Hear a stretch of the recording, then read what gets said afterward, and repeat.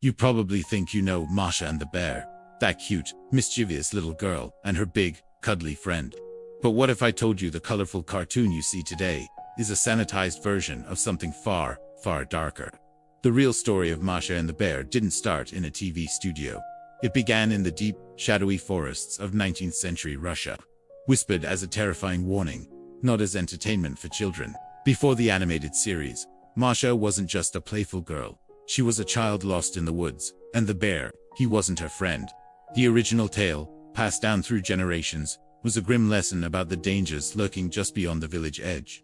In one of the oldest known versions, a young girl wanders away from her family into the forest. She gets lost, and before anyone can find her, a bear does. He doesn't play with her, he takes her captive. He drags her to his secluded cabin, and forces her to be his servant. She cooks, she cleans, she serves him.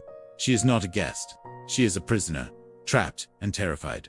Now, most written versions end with Masha cleverly tricking the bear, hiding in a basket of pies, and making it back home to her village.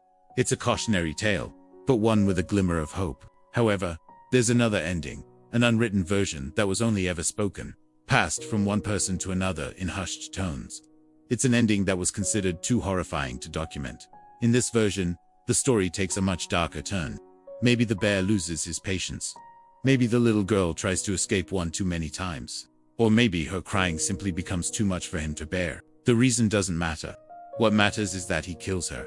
The story doesn't give you the gruesome details. The horror isn't in what's said, but in what's left unsaid. It's in the sudden, chilling silence. The abrupt end of a child's voice in the middle of a vast, lonely forest. But the story doesn't end with her death. After the girl is gone, the bear tries to go back to his life. But then, strange things start to happen. At night, he hears the faint sound of small footsteps around his cabin. He hears the echo of a child's laughter on the wind. He hears phantom children's songs that seem to come from nowhere. Outside, he finds tiny footprints in the dirt where no one has walked. Inside his cabin, objects move on their own. The fire in his hearth lights itself, with no one there to strike a match. The child's ghost has come back to haunt him. In Slavic folklore, this isn't just a simple ghost story. It's a form of cosmic justice. Children who die unjustly are said to become vengeful spirits, known as navki, or mavkas. These spirits don't harm the innocent. They only seek out the one who wronged them. The village can't punish the bear. He lives too deep in the woods, beyond their reach. So, the forest itself delivers the punishment.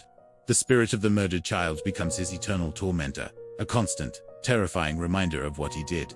He is trapped not just in his cabin, but in a prison of guilt and fear, haunted by the ghost of the little girl he destroyed.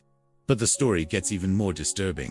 In some of the oldest, least documented tellings, there's another layer of meaning. The bear might not have been a bear at all. Think about it. In these isolated rural communities, the story was a warning.